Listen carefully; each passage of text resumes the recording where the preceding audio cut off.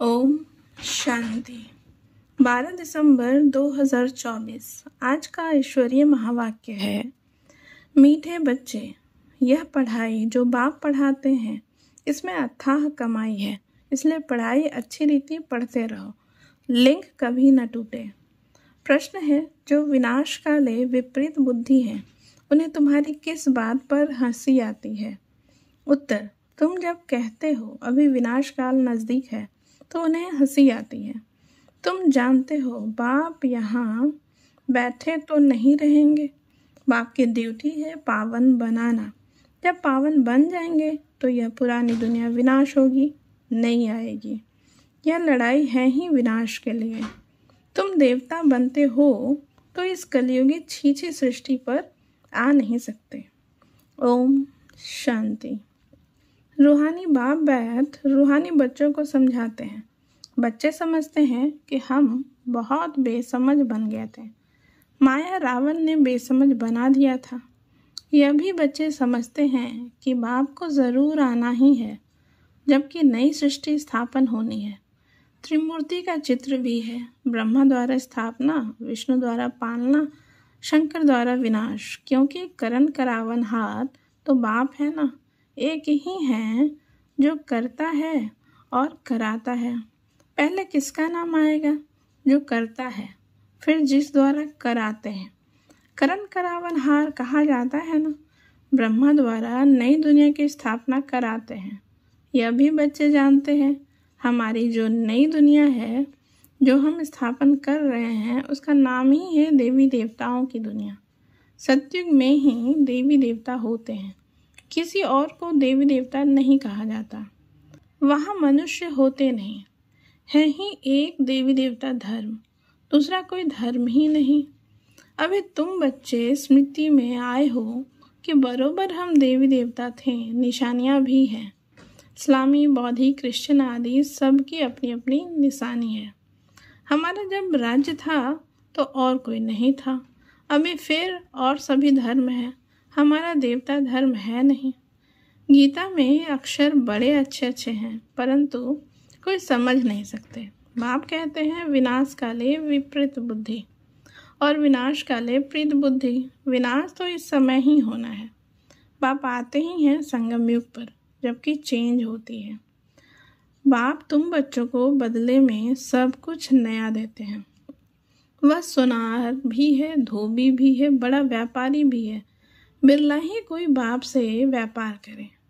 इस व्यापार में तो अथाह फायदा है। पढ़ाई में फ़ायदा बहुत होता है, महिमा भी की जाती है कि पढ़ाई कमाई है, वह भी जन्म जन्मांतर के लिए कमाई है। तो ऐसी पढ़ाई अच्छी रीति पढ़नी चाहिए ना। और पढ़ाता भी बहुत सहज हूँ, सिर्फ एक हफ्ता समझकर फिर भल कहाँ भी चले जाओ, तुम्हारे पास पढ़ाई आती रहेगी, अर्थात मुरली मिलती रहेगी, तो फिर कभी लिंक नहीं टूटेगी। यह है आत्माओं की परमात्मा के साथ लिंक। गीता में भी यह अक्षर है, विनाश काले विपरीत बुद्धि विनशंति, प्रीत बुद्धि विजयंती। तुम जानते हो इस समय मनुष्य एक दो को काटते मारते रहते हैं।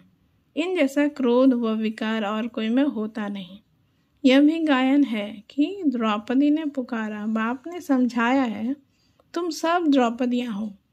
भगवानुवाच, बाप कहते हैं बच्चे अब विकार में नहीं जाओ, मैं तुमको स्वर्ग में ले चलता हूँ, तुम सिर्फ मुझ बाप को याद करो। अब विनाश काल है ना, किसकी भी सुनते नहीं, लड़ते ही रहते हैं। कितना उनको कहते हैं शांत रहो, परंतु शांत रहते नहीं। अपने बच्चों आदि से बिछुड़कर लड़ाई के मैदान में जाते हैं। कितने मनुष्य मरते ही रहते हैं। मनुष्य की कोई वैल्यू नहीं, अगर वैल्यू है, महिमा है तो इन देवी देवताओं की। अभी तुम यह बनने का पुरुषार्थ कर रहे हो, तुम्हारी महिमा वास्तव में इन देवताओं से भी जास्ती है। तुमको अभी बाप पढ़ा रहे हैं, कितनी ऊंच पढ़ाई है। पढ़ने वाले बहुत जन्मों के अंत में बिल्कुल ही तमो प्रधान है। मैं तो सदैव सतो प्रधान ही हूँ। बाप कहते हैं मैं तुम बच्चों का ओबीडियंट सर्वेंट बनकर आया हूँ। विचार करो हम कितने छीछे बन गए हैं। बाप ही हमको वाह वाह बनाते हैं। भगवान बैठ मनुष्य को पढ़ाकर कितना ऊंच बनाते हैं। बाप खुद कहते हैं, मैं बहुत जन्मों के अंत में तुम सबको तमो प्रधान से सतो प्रधान बनाने आया हूँ। अभी तुमको पढ़ा रहा हूँ। बाप कहते हैं, मैंने तुमको स्वर्गवासी बनाया, फिर तुम नरकवासी कैसे बने? किसने बनाया? गायन भी है, विनाश काले विपरीत बुद्धि विनशंति, प्रीत बुद्धि विजयंती।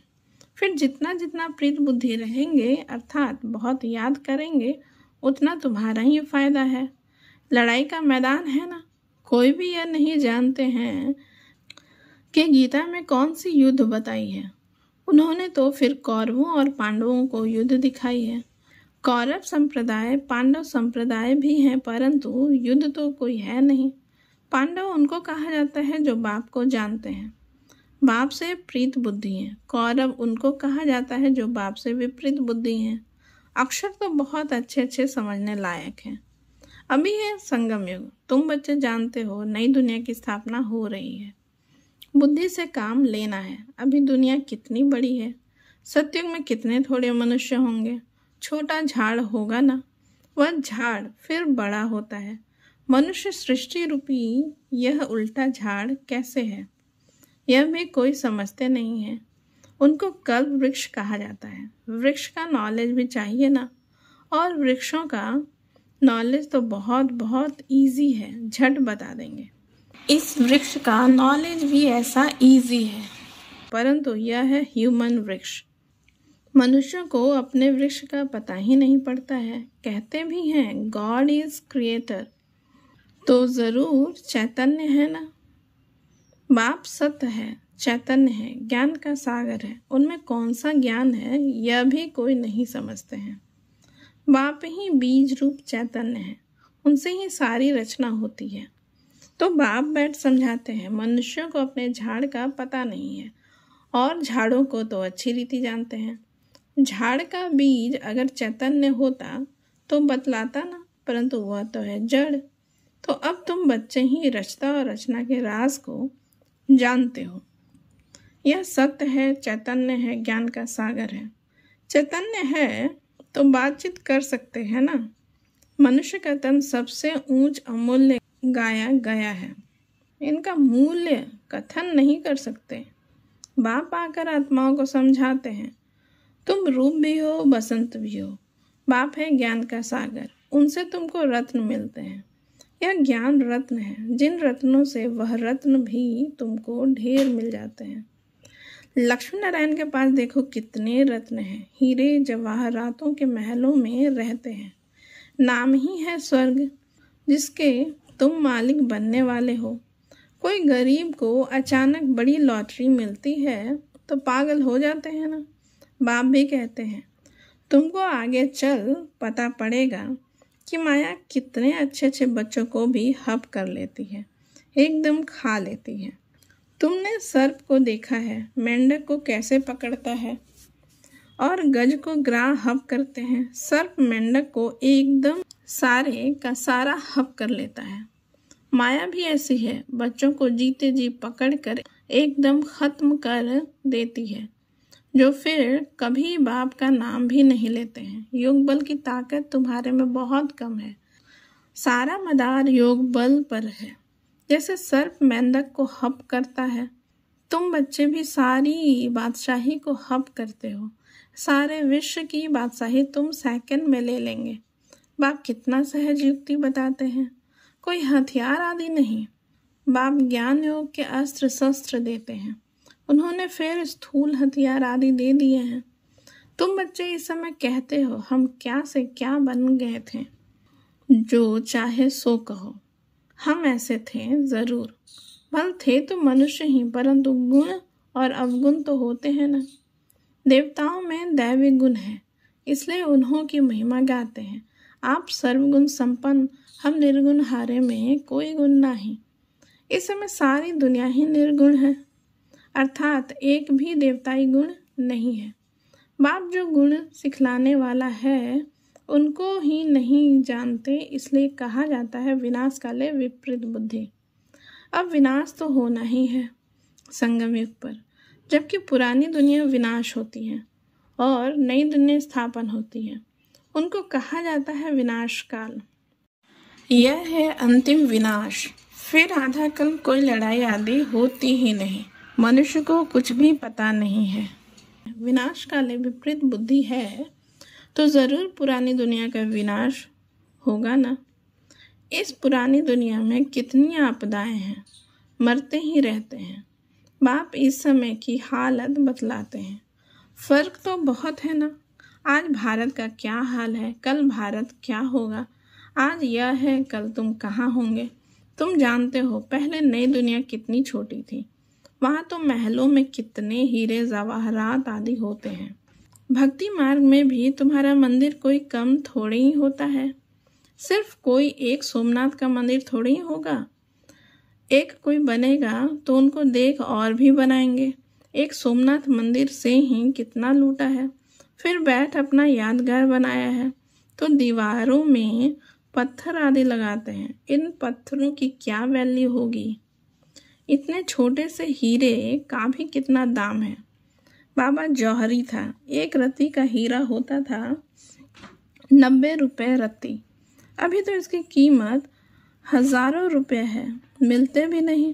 बहुत वैल्यू बढ़ गई है। इस समय विलायत आदि तरफ धन बहुत है, परंतु सत्युग के आगे यह कुछ भी नहीं है। अब बाप कहते हैं विनाश काले विपरीत बुद्धि है। तुम कहते हो विनाश समीप है तो मनुष्य हंसते हैं। बाप कहते हैं मैं कितना समय बैठा रहूँगा। मुझे कोई यहाँ मज़ा आता है क्या। मैं तो न सुखी न दुखी होता हूँ। मेरे ऊपर ड्यूटी है पावन बनाने की। तुम यह थे, अब यह बन रहे हो। फिर तुमको ऐसा ऊंच बनाता हूँ। तुम जानते हो हम फिर वह बनने वाले हैं। अब तुमको यह समझ आई है। हम इस देवी घराने के भांति थे। राजाई थी, फिर ऐसे अपनी राजाई गंवाई, फिर और आने लगे। अब यह चक्र पूरा होता है। अभी तुम समझते हो लाखों वर्ष की तो बात ही नहीं है। यह लड़ाई है ही विनाश की। उस तरफ तो बहुत आराम से मरेंगे, कोई तकलीफ नहीं होगी। हॉस्पिटल्स आदि ही नहीं होंगे। कौन बेड सेवा करेंगे और रोएंगे। वहाँ तो यह रस्म ही नहीं। उन्हों की मौत सहज होती है। यहाँ तो दुखी होकर मरते हैं, क्योंकि तुमने सुख बहुत उठाया है तो दुख भी तुमको देखना है। खून की नदी यहाँ ही बहेगी। बस समझते हैं कि यह लड़ाई फिर शांत हो जाएगी, परंतु शांत तो होनी नहीं है। मरुआ मौत मलु का शिकार। तुम देवता बनते हो, फिर कलयुगी छीछी सृष्टि पर तो तुम आ नहीं सकते। गीता में भी है भगवान उवाच, विनाश भी देखो स्थापना देखो। साक्षात्कार हुआ ना। यह साक्षात्कार सब अंत में होंगे। फलाने फलाने यह बनते हैं। फिर उस समय रोएंगे, बहुत पछताएंगे, सजा खाएंगे, नसीब कूटेंगे, लेकिन कर क्या सकेंगे। यह तो 21 जन्मों की लॉटरी है। स्मृति तो आती है ना। साक्षात्कार बगैर किसी को सजा नहीं मिल सकती। ट्रिब्यूनल बैठती है ना। अच्छा, मीठे मीठे से खिलते बच्चों प्रति माता पिता बाप दादा का याद प्यार और गुड मॉर्निंग। रूहानी बाप की रूहानी बच्चों को नमस्ते। हम रूहानी बच्चों का रूहानी माता पिता बाप दादा को भी याद प्यार गुड मॉर्निंग, नमस्ते नमस्ते नमस्ते। थैंक यू बाबा, शुक्रिया बाबा। धारणा का मुख्य सार है। पहला नंबर, स्वयं में ज्ञान रत्न धारण कर रूप बसंत बनना है। ज्ञान रत्नों से विश्व के बादशाही की लॉटरी लेनी है।